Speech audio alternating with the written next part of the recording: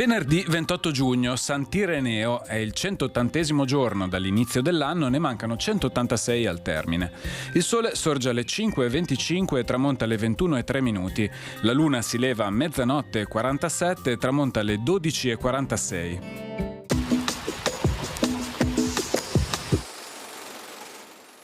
Muore a Monselice l'architetto Andrea Tirali, ultimo rappresentante dell'arte barocca e nel tempo stesso anticipatore degli indirizzi rococò e neoclassico a Venezia.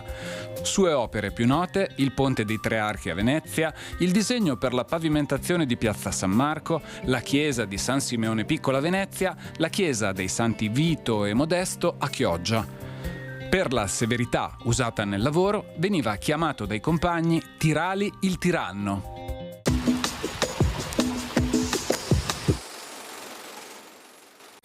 Le previsioni per domani. Per buona parte della giornata, tempo stabile con cielo sereno o poco nuvoloso, salvo cumuli pomeridiani a ridosso dei rilievi.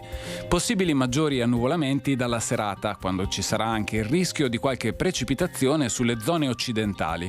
Temperature prevalentemente in aumento.